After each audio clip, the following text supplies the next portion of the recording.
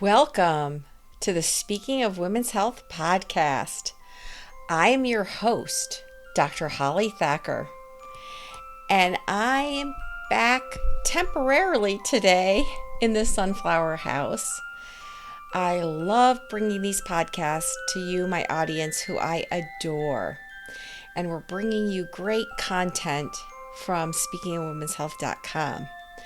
But as you may or may not know, not only am I the executive director of Speaking of Women's Health, but I also direct our Center for Specialized Women's Health and run a specialty women's health fellowship. And I want to keep giving you, our listeners, the best content that we have on our site. And so I want to introduce our wonderful executive producer of the podcast, Leigh Klekar, and she is behind the scenes and our social media manager for Speaking of Women's Health. And she is going to guest podcast, including today. So take it away, Leigh.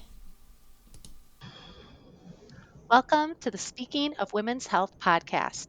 I'm your guest host, Leigh Klekar, the producer of the podcast, and I'm so happy to be back in the Sunflower House for this new podcast episode with Marita Pompeani.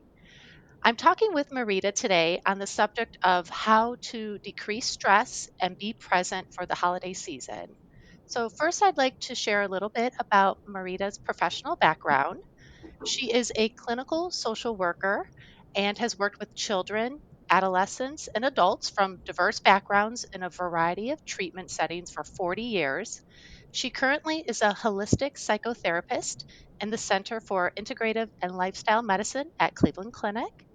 And using a variety of treatment approaches, including cognitive behavioral and mind body therapies, she assists patients in the development of personal tools to manage different types of stress and resolve conflict, navigate transitions and major life changes, heal from trauma, and address common problems. So, welcome, Marita. Thank you. It's good to be here, Lee. Thanks for joining us. Sure. You actually wrote a fantastic column on our website, speakingofwomenshealth.com, last year Yes. called The Importance of Self-Care and Why Women Need to Be a Little Selfish. And I feel that that topic really goes hands in hand with what we're talking about today, about just, taking a step back and, really kind of prioritizing things during the holiday season and all year. These are probably tips Yes. that we can use all year long. Yeah. Absolutely. Yes. So I love the first couple lines of your column. It said, at various times in our lives, most of us have experienced the steady drip, drip, drip of stressful events until they get to the point of overwhelm and they're facing extreme painful situations. Mhm. And women, often involved in numerous caregiving roles, regularly overlook their own wellness needs. So I'm sure many of our listeners feel that way during the holiday season. So I'm glad we have you joining us so you can share some of these important tips for our listeners out there. So let's start with sort of the very basic. Why is the holiday season so stressful for people and especially women? Excellent question. Uh, Obviously, there's so many strains on our time and resources during the holiday season, and even like now in so many situations where people have a strain already, even when they're not in the holidays. They may be living paycheck to paycheck. They may be, going through the same routine every week to get everything done and then start it all over at the beginning of the following week. And it really drains our energy. It drains our enthusiasm for living, really. And women, especially in our society, we have not only do we take on some of these more caretaking roles, oftentimes with elderly or our children or other people in need, there's also sometimes this sense of guilt that we're not doing enough, or there's stories that we've been telling ourselves for years that our culture kind of pushes out there through the media about the role of women and what we need to be doing. So there's many reasons, and I also want to give a shout out to men because they also feel the strain as well, and that's important. Um, so expectations are another stressor. Hmm. What are we going to do? How are we going to manage this? Because we've always done it this way. Hmm. So yeah. Yeah, I agree. And I do think that's important that you did do a shout out to the men. I know a lot of, husbands, partners, are more involved, nowadays than maybe, grandparents, parents. So, they do take on a lot. I do think women do tend to take on more, though. I will say that as a mother and as a Well, working mom. So, it yeah, depends yeah, on the individual families, yeah, but absolutely yes. yes, It's the tendency. yeah, Men look at the bigger picture. I think women are details, and we have to have things looking just right, and it's it's just a different way of approaching it. right. And then we tend to show our stress maybe more readily. Hmm. Men sometimes kind of hold that in, so it's more apparent when a woman is stressed versus a man. Yeah. And I think you made an important point too about the social media. I think a lot of people, Mhm. if you're frequently on there, you're looking what everyone else is doing and sort of comparing your own life, and that's just not healthy. Yeah, and that's newer to this our society in the last 20 years, where that's been an issue that's added versus more traditional experiences of the holidays, where we had more homespun activities, and we did things that our families passed on, the traditions and Yes. Yeah, things. absolutely. Mhm. So, why don't we talk about some ways for people to maybe limit and deal with stress quickly? So, Mhm. we're getting really close to the holidays at this point. So, we don't have months to maybe, go Yes. back and prepare, but what can they do now to help, with this stress? It's funny. I remember when my kids were little, we would have all this tension and stress preparing to go to grandma's, and some of us may have been like talking loudly prior to arriving, and then we get there and we're like, okay, now we have to put our happy face on, Yeah. right? And that is a real experience. So paying attention to those things, sometimes even ahead of time. And I know moms are good at this because that was the role. I can't speak for dads, but the planning that goes into this, like we are like 10 steps ahead of everybody else because we can see what's on the horizon, what we have to have done, what this has to be in place, this. So we do a really good job of planning, but sometimes we have to do a good job of letting that go, Hmm. right? And saying, this is the plan, but it doesn't mean it's going to turn out that way. And we have to be willing to be flexible and shift. So that's the first thing. Another thing, and again, this is kind of late information for some people. Maybe some people already know it, but just remembering that stress is the result of a nervous system reaction to a trigger. And so um, this part of our brain that's responsible for our survival is called the amygdala, and it's constantly scanning your environment for signs of danger or distress. So when it's detected, it sets in motion a lot of physical responses. One of those is the secretion of adrenaline, Hmm. which gives us that energy Right. to really have what we need to fight or flee for our lives. Right. That's the purpose Yeah. of that part of our nervous system. When we understand that's what's going into play here, we don't have to respond that way. We can shut that down and make a shift. Hmm. So, learning what your stress responses are is really important. One of my first things that I do is I hold my breath, and I have tension in my belly. So I've gotten to the point, Lee, where I have learned when that happens, I can bring in some very simple breathing techniques um, to take myself off the stress cycle, Yeah. basically. And I don't even get into the story about what it is because that's not as important as attending to what's happening here. Yeah. That's what drives our responses. Hmm. That increase in blood flow, the adrenaline, our heart starts to race, all of these things. So get to know what your physical symptoms are so that you can make a different response. That takes practice. Yeah. It's not going to happen right away. Some people will try something and say, it didn't work. I'm not going to do it. It doesn't work. But it takes time. So breathing, I'm going to tell you a little bit about breathing too. Great. Um, breathing, the reason that we do this breath, and I can stand up and demonstrate that if that would be good. Yeah. I'll show you in a minute. Okay. Most people, when they say take a deep breath, they just suck in. Everything gets sucked in. Right. Yeah. And yeah, shoulders tighten Yeah. and all of that. And that's the opposite of what our body needs to calm down.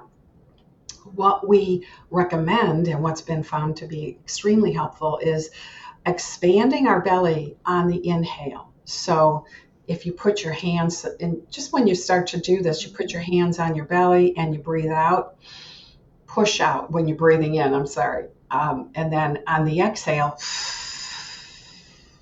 Sort of like a yoga breathing. exactly. That's Okay. exactly it. It is, if you're familiar with yoga, people who are in music, who sing, it's also called diaphragm breathing. Okay. The reason it's so effective is because you're pressing on your diaphragm, which has the vagus nerve running through it.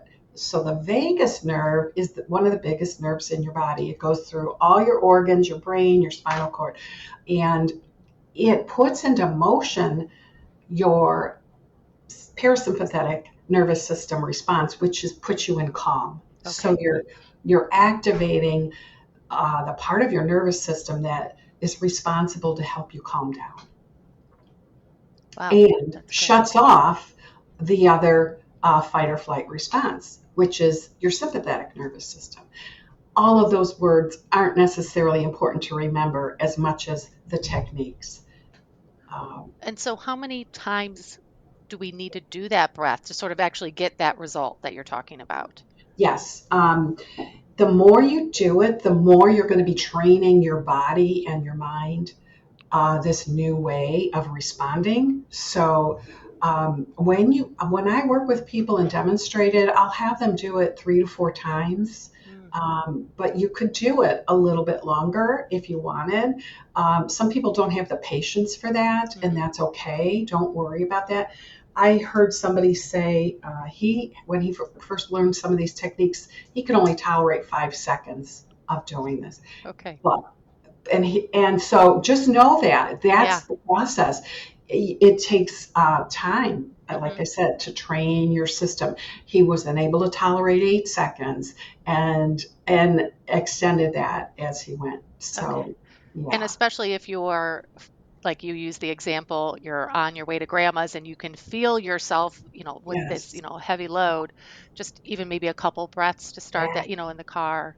exactly. Yeah. Shift it. Yeah. Another thing you can do is just like dial in what's happening. What am I feeling? And this again takes practice, but just paying attention. Where is that tension? Yeah. Ah, it's here. I'm just going to envision the breath coming in and melting it, Hmm. just melting it off, the tension, Hmm. and releasing it. And I'm doing it in this interview Yeah. constantly, not constantly, but regularly throughout Yeah. my whole day. Yeah. It's a lifestyle. It really is. Yeah. Yeah. I know sometimes I get very stubborn when I am feeling stress, and you Mhm, use the perfect mhm. example. You finally get, your family in the car, and you're feeling that, but like my husband will say, "Well, what can I do to help?" And I'm like, I can't even receive that. I'm, Yes. right. So it's like you're right. You have to sort of completely really work on this to change that and go, okay, I will receive it, and I'm also going to take care of myself at this moment and do a breathing Yeah. exercise or take a quick walk or whatever, right? Yes, yes. Some people do, you can do Google searches. There's so many. Mm-hmm. So I can give you a few here, but Mm-hmm. there are so many, and you will know which ones work for you. Mm-hmm. And everybody I work with has different ones they go to. I worked with somebody who had high anxiety, and at work he would go to the restroom and run his wrists under cold water Oh, because that helped him. yeah. And cold ice pack or water can help turn down that stress response. Mm-hmm. The stress response. One of the symptoms is increased body temperature. So that is something to pay attention to. Absolutely. I know also a few of your fellow colleagues have written columns for Speaking of Women's Health with, I think Mhm. there's one definitely on breathing exercises and different breathing exercises and some other tips too. So we can direct our listeners to speakingofwomenshealth.com and search Absolutely. for some of those under wellness. Yeah. Yeah. One other one that you mentioned also was like walking away, taking a pause, Yeah. reset. Yeah. And that's been shown to be really effective as well. Right. Um, I can kind of see that working when mhm. you do get to say grandmas or whatever, maybe get Uh-huh. together you're at, or if it's at your own home and everyone's coming in and, there's a lot of Mhm. noise and a lot of things and you've got things in the oven. You go, you know what? I will be right back. Yes, Give me two really. minutes. Yes. And sometimes if I'm at somebody else's house, I use the restroom. Like I'll Yeah. just excuse myself and I use that time. And I've seen a movie recently where the person will go and look right. Actually, I think it was Ted Lasso.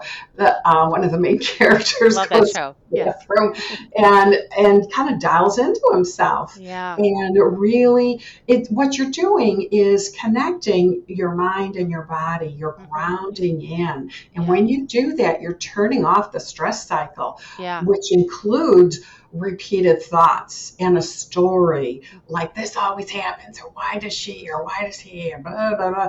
And so just recognize that you can step out of that story that you're telling yourself because that adds to the stress, right? It drives it. Right. Right.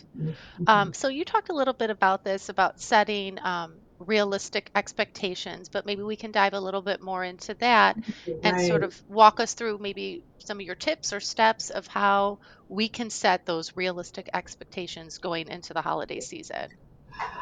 First of all, I think it's important to sit in preparation for the holidays, and a lot of people probably do this to identify what are all the things that you expect to happen. What Mhm. are your expectations? What are your family members' expectations? Identify them and get familiar with, even recognize, oh yeah, Aunt Sally, this has to be done, or whatever. My apologies to all the Sallys out there. um, there- but being sure that you're aware of the list, Yeah. and then setting your priorities. Do that if you have a spouse or a partner. You want to do that together, obviously. Understanding you might not get everything on your wish list or expectation list, and yep, you'll have to be flexible, but being really clear about things that are really just unreasonable, whether it's your resource of finances or time or energy. So Yeah. I work with a lot of people who have chronic illness, and they're grappling with their new self. So they are like in this different space of not having the energy to tolerate all of that goes into the cleaning, the food, Right. prep, the shopping, all of that. So being realistic about that. Another thing I see families doing, especially with so many blended families, oh, we've got to go to, on Christmas Day, we have to go here, here, here, and here.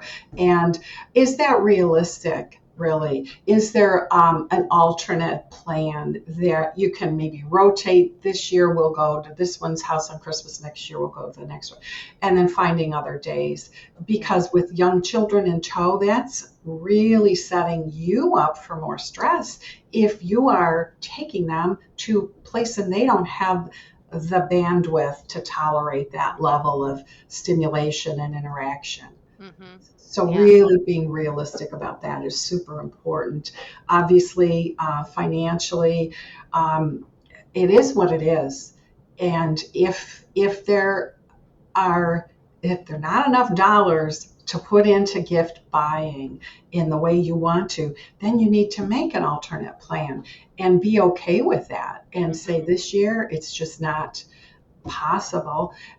There may be people, obviously, you have to take off your gift giving list that you purchased for, but can you give a gift in a different way, a gift of time, or even just a special card with a message about all the things that make that person really special to you. Yeah. So you can do alternate things. It doesn't have to look like it does for everybody on TV or social media or wherever, Yeah. or even what you used to do. Yeah. And that can be hard, especially for my teens. They don't want a stuffed animal anymore that could maybe cost $10. It's, Yes, something that's 100 plus. So right, it's like, okay, you might only be getting one thing then. There are right, multiple yeah, children in my family, right? Yeah. So, exactly. Or can you give money? We've done this where if I have a son who has very expensive tastes, well, I'll give you $100 towards yeah. that purchase. Yeah. You That's a great know, idea. Right.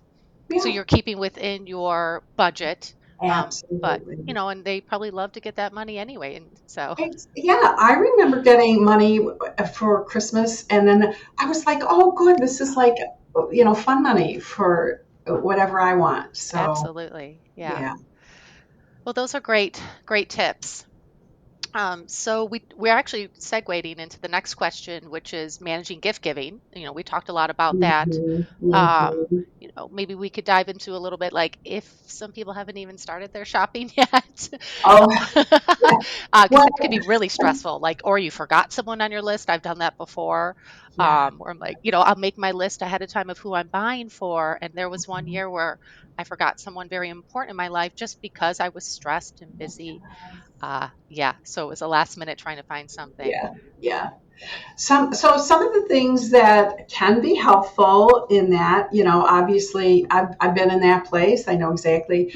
I might look up, like if it's an out of town person, I might go online and do a restaurant search to see what are some good restaurants that match their style of, dining out, and then get an online gift certificate, which I can share with them. Gift cards are always available in the grocery store. So it's not always what people want to get for people, but if you receive them, if you're that sort of person that enjoys that, it's meaningful. It can be meaningful, Oh, again, paired with a nice message about how important that person is to you. Last minute shopping, so many different ways to do that with online again, or usually we want to try to avoid the box stores, or the because of the lines and all that. But sometimes that is what we have to end up doing if it's last minute, right?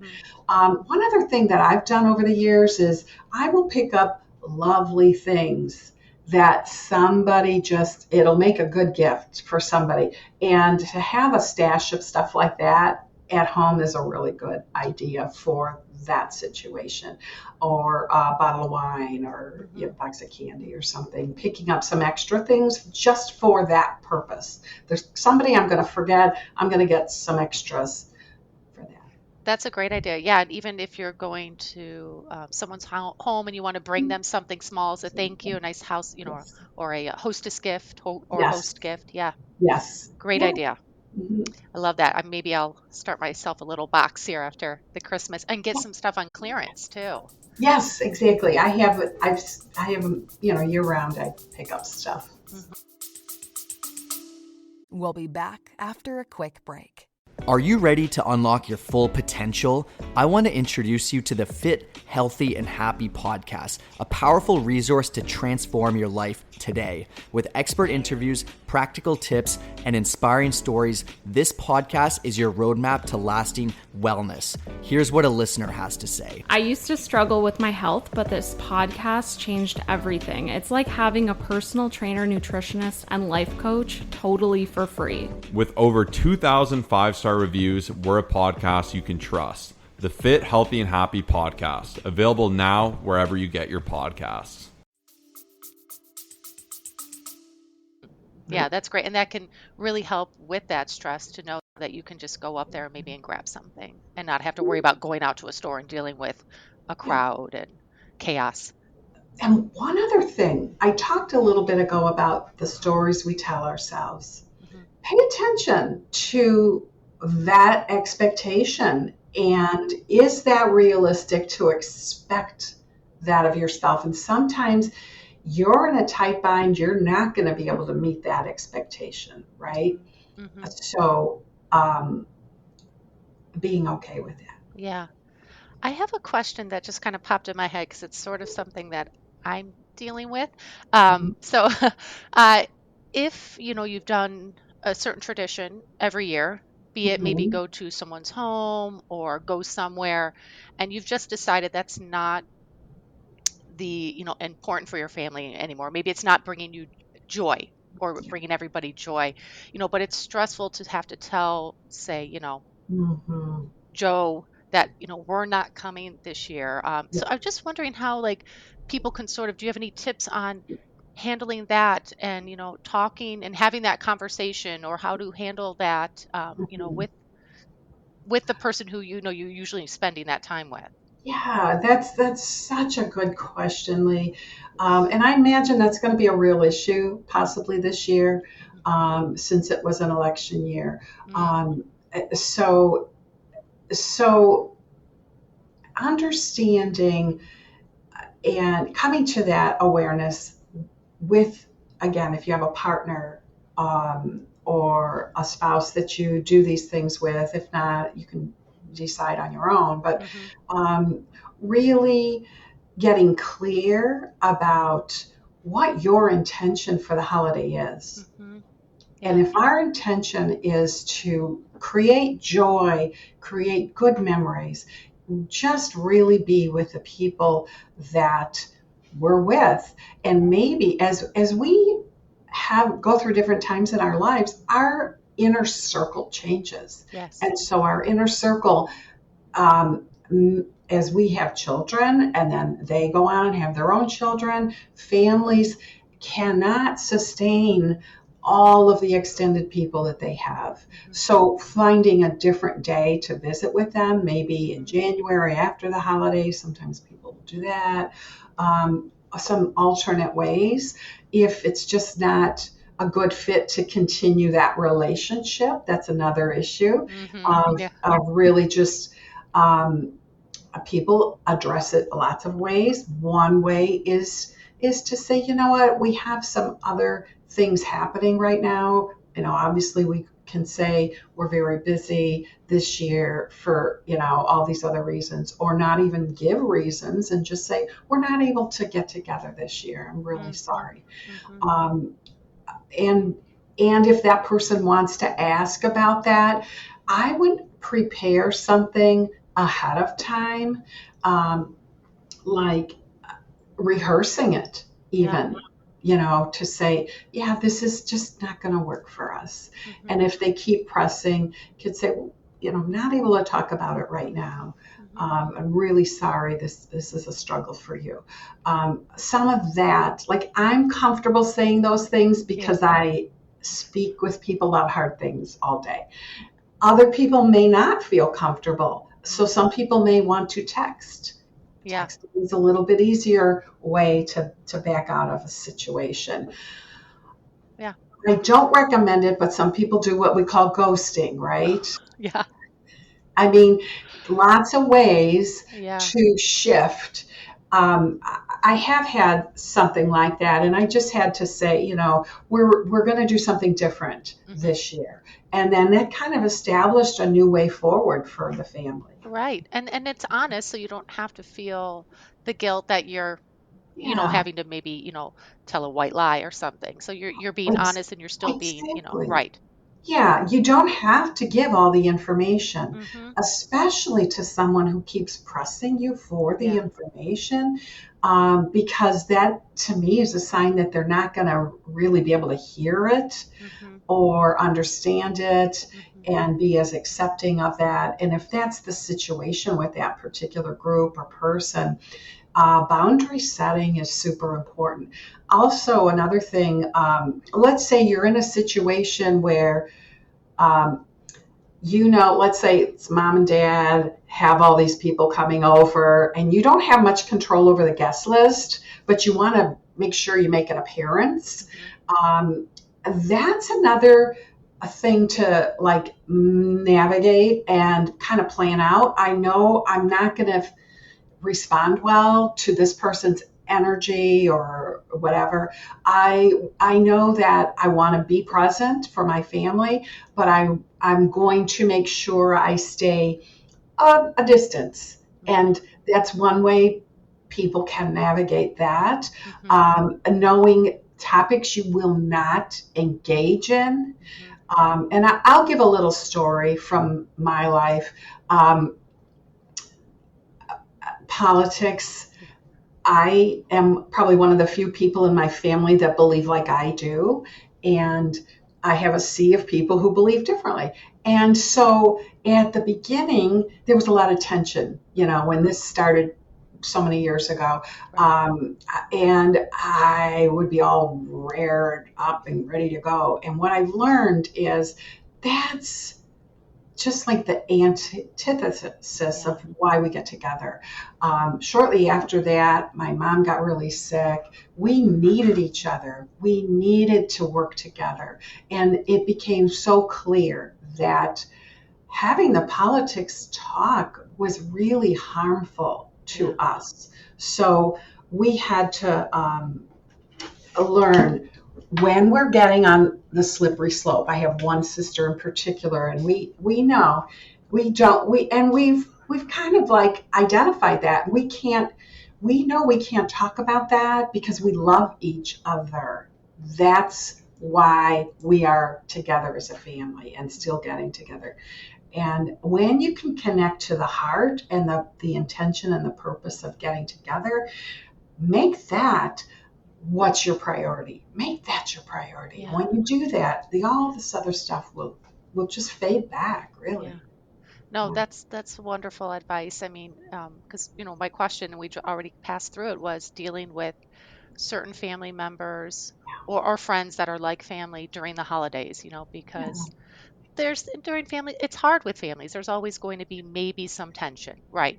So, Mhm. like you said, either just avoiding certain topics, maybe Mhm. if you're not speaking, maybe it's just best to just say a simple hello and then go Yeah, engage with others that are yeah, bringing you joy at the moment. Yeah. yeah, and it's not like you're not going to um, engage with these people at all because there may be something. Focus on what you do have in common. Hmm.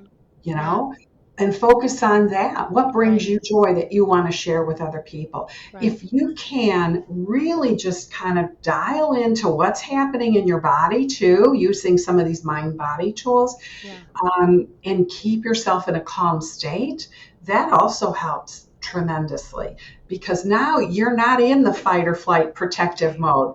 And if you stay calm, then you tap into your happiness Yeah. and share that. Yeah. No, that's wonderful. Thank you for sharing that. That's really good advice. Absolutely. So, the topic is sort of being more present, right? And I know, again, we've touched on this in so many ways, but maybe just how can we be more present during the special moments and occasions, that because this time is only once a year, for many. Yeah. And, I know people are just so busy in their lives and they're going in so many different directions. And it's one day where hopefully everyone has the day off work and they're able to be with those that they care about. So, Yeah, that's so importantly. You can grab those we call them mindful moments. Some people call them glimmers.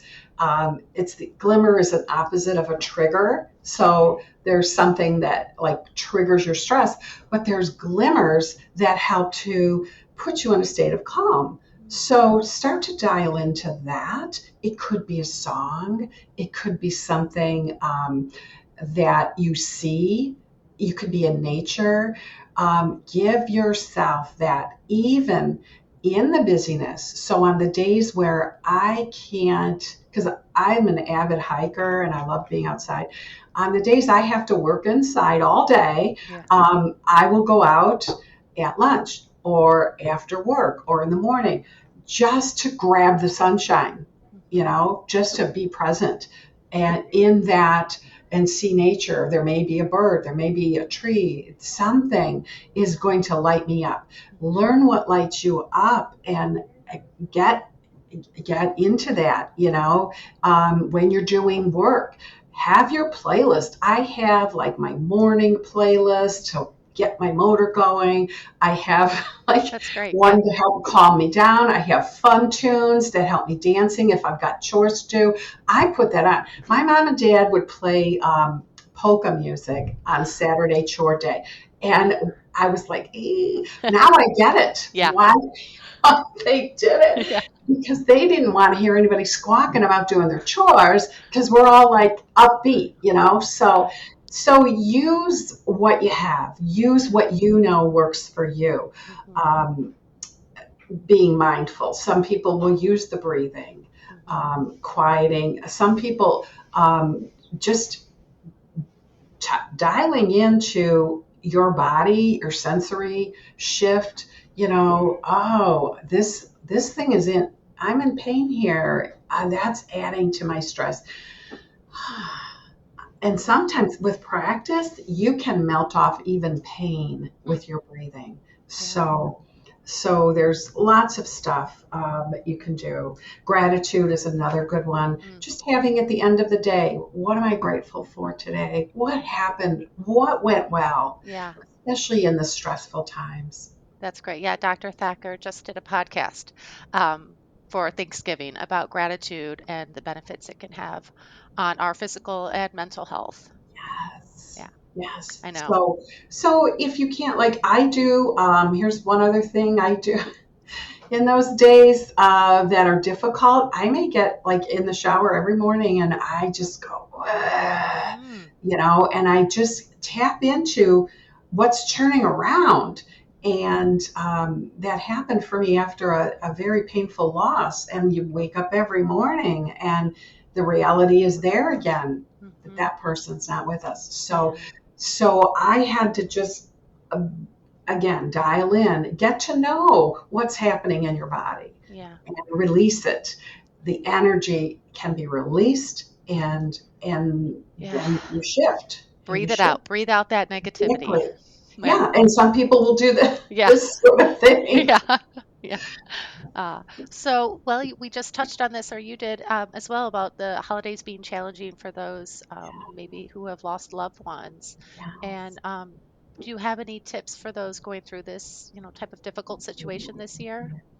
Yeah, first of all, I just want to put it out there that there really are no right or wrong ways to do this. Like I'll give some ideas and they may not fit for whoever's listening, and that's okay. Sometimes grief, will look different. For some people, their grieving looks like staying busy. Yeah. Right. And other people, they may be more into feeling that. And again, releasing the tears that come with that. So some ways that we can do something to mark this, as especially if it's the first holiday without somebody, is to create what we call a very simple ritual. It can look like anything. It could be having a space at the table for this person, if there's enough chairs, with maybe a flower or something, in that place. A picture. Some people have that set up in their in their living room or dining room, like a little area where they've set that up Right. as a memorial. Mm-hmm. Some people may have a special prayer or a poem right at the beginning of their meal to acknowledge that person. Sometimes people will even just tell their memories of that person,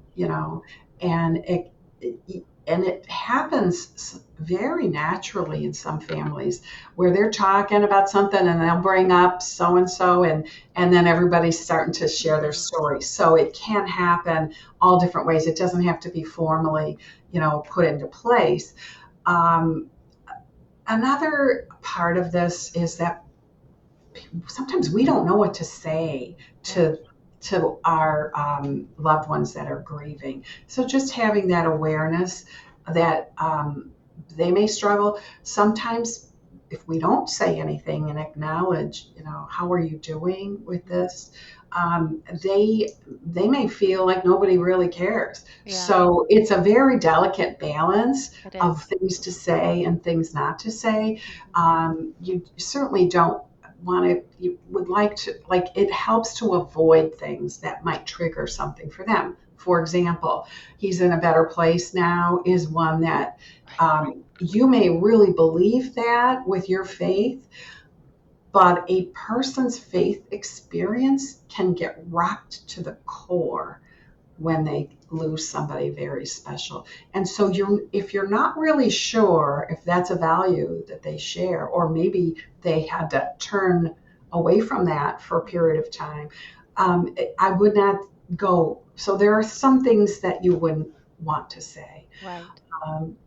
Some other things that really help is to have this awareness that it can be helpful to be with people and to accept invitations. So I recommend something called the ABCD method, which is to accept invitations, but also have a backup plan. Okay. Because on that day, you may not feel up to it. Yeah. So put into place something different. Instead of being in an environment where there's a lot of happy people, that really may feel overwhelming. So have a backup plan for yourself. Mm-hmm. If there's an invitation, especially that you don't think you're going to go to, but accept the invitation, because on that morning, you may feel okay with going, and that might be the very thing you need. You just don't know. Mm-hmm. So you don't want to close something out right away. So accept the invitation, have a backup plan. C is code word. If you're going to one of these events with somebody and you decide you need to leave, have a code word, like to give a high sign that you've come to the point where you need to leave. Mm-hmm. Mm-hmm. And that's really common, where you may want to leave within an hour, or shortly after dinner, just because it's enough. You've arrived, you've shared some time, that felt good, but then that's it, and you're done. Right. And so having that code word is important. Or D, drive separately, which if you can do that. Give yourself permission to come and go when it's time, when you've had enough. Right. Yeah, and then it gives you a little bit of that control, and it doesn't feel maybe so overwhelming to attend that event. Right. Exactly. Keep your expectations of yourself very simple. Set small goals for yourself, especially with holiday prep as well. I often have heard, I don't feel like putting up my tree or Christmas decorations. Okay. Yeah. Just follow that. If it doesn't feel right, don't do it. Yeah. Try not to isolate, though. The isolation is what can really make things very difficult for you. And it's not good to be completely alone 100% of the time. Yeah. Yeah. Know which people you feel comfortable being with. Mm-hmm. Because they may not all feel comfortable. And I've had that too, where some people are like, no, this group is too much for me right now. And that's okay. It doesn't mean it's a forever breaking away from that group.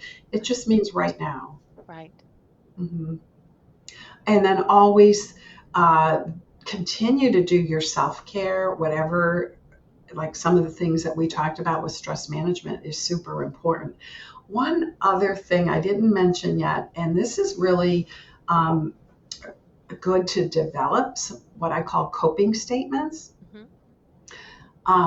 These are going to be like anchors, and I have some patients who write these down, carry them with them, and use them all the time. Things like statements like, I can do hard things, or it's okay to take time to grieve. Yeah. I continue to go forward even when I'm feeling overwhelmed.